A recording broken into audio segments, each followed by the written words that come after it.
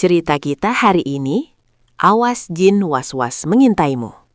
Idris berdiri di depan keran air yang terus mengalir. Wajahnya tampak pucat dan penuh kecemasan. Ia membasuh lengannya berulang kali, memastikan setiap inci kulitnya terkena air, namun matanya menunjukkan keraguan yang mendalam. Di sudut ruangan yang gelap, bayangan hitam jin Al-Khonnas mulai memanjang, mengamati setiap gerakan Idris dengan hawa dingin yang mencekam. Apakah basuhanku sudah sampai ke siku? Ataukah tadi ada bagian yang terlewat? Aku harus mengulanginya lagi agar wuduku sempurna di mata Allah. Belum cukup, Idris. Wudumu batal. Jika kau sholat dengan wudu seperti ini, Allah akan murka padamu. Ulangi lagi dari awal. Di dalam kamarnya yang sunyi, Idris mencoba melaksanakan sholat. Namun, setiap kali ia mengangkat tangan untuk takbir, ia merasa ragu. Ia terjebak dalam siklus obsesif-kompulsif, mengulangi rakaat berkali-kali karena merasa niatnya tidak ikhlas atau bacaannya salah. Jin Al-Khonnas tampak semakin nyata, menyelimuti ruangan dengan kegelapan yang menyesakkan dada Idris. Rakaat kedua atau ketiga? Aku lupa lagi. Mengapa pikiranku begitu kacau saat menghadap Sang Pencipta? Aku sungguh hamba yang gagal. Lihatlah dirimu. Sholatmu tidak berarti. Allah tidak akan menerima ibadah dari orang yang pikirannya melayang-layang sepertimu. Semakin mencekam saat Idris mulai merasa putus asa. Ia tertuduk lemas di sajadahnya, merenungi keadaannya yang kian memburuk. Di saat itulah, narasi batin mengingatkannya pada peringatan Allah dalam Al-Quran mengenai bisikan setan yang bersembunyi. Kehadiran jin Al-Khonnas digambarkan sebagai perwujudan dari ayat-ayat suci tersebut. Sebagaimana firman Allah dalam Al-Quran Surat An-Nas ayat 4-6. Min syarril waswasil khannas, alladzi yuwaswisu fi sudurin nas, minal jinnati wan nas. Artinya, dari kejahatan bisikan setan yang bersembunyi, yang membisikkan kejahatan ke dalam dada manusia, dari golongan jin dan manusia. Jin Al-Khonnas berkata, "Menyerahlah Idris, agama ini terlalu berat bagimu. Lebih baik kau berhenti sholat, daripada melakukannya dengan ketidakyakinan seperti ini."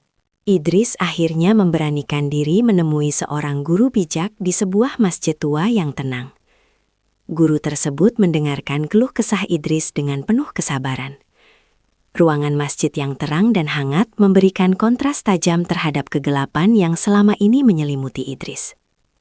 Guru bijak kemudian mulai memberikan penjelasan yang mencerahkan jiwa Idris. Idris berkata, "Guru, aku merasa ibadahku sia-sia.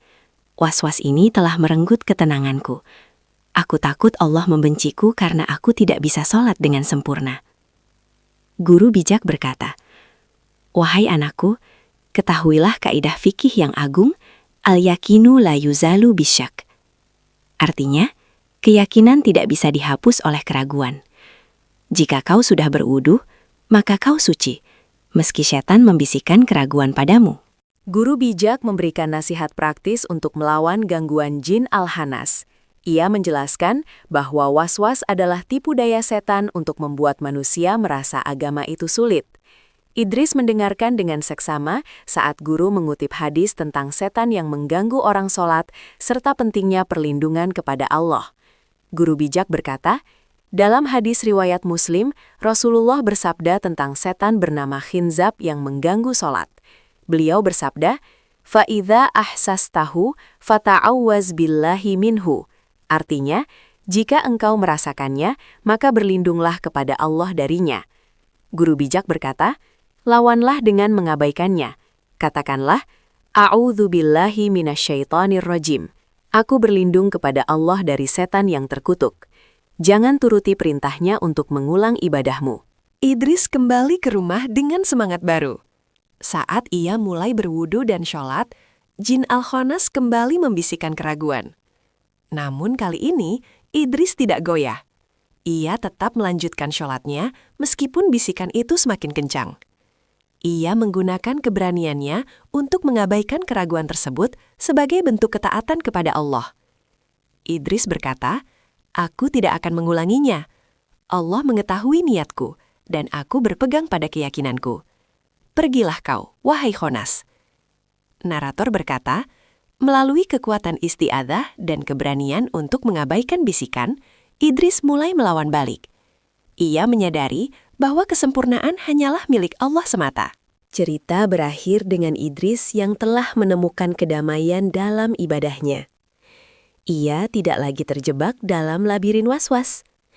Ia memahami bahwa berlebihan dalam agama karena rasa takut yang tidak berdasar adalah pintu masuk bagi kesombongan halus. Idris kini sholat dengan khusyuk, menikmati rahmat Allah tanpa beban kesempurnaan yang mustahil. Idris berkata, "Alhamdulillah, kini aku sadar bahwa was-was adalah bentuk kesombongan halus yang ditiupkan setan agar aku merasa bisa mencapai kesempurnaan melampaui batas kemampuanku sebagai manusia." Narator berkata, was-was adalah jerat untuk menjauhkan hamba dari rahmat Tuhan. Ingatlah, Allah Maha Pengampun lagi Maha Penyayang, dan Dia tidak membebani seseorang melainkan sesuai dengan kesanggupannya. Guru bijak berkata, "Alhamdulillah, segala puji bagi Allah atas segala pelajaran berharga ini." Terima kasih telah menyimak kisah Idris dalam menghadapi bisikan tersembunyi Al-Khannas. Semoga kita senantiasa teguh dalam iman dan perlindungannya. Wassalamualaikum warahmatullahi wabarakatuh. Guru bijak berkata, "Alhamdulillah, terima kasih telah menyimak kisah perjuangan Idris melawan was-was. Semoga kita semua senantiasa diberikan kekuatan iman dan dalam perlindungan Allah Subhanahu wa Ta'ala dari segala godaan. Sampai jumpa di kisah penuh hikmah berikutnya. Wassalamualaikum warahmatullahi wabarakatuh."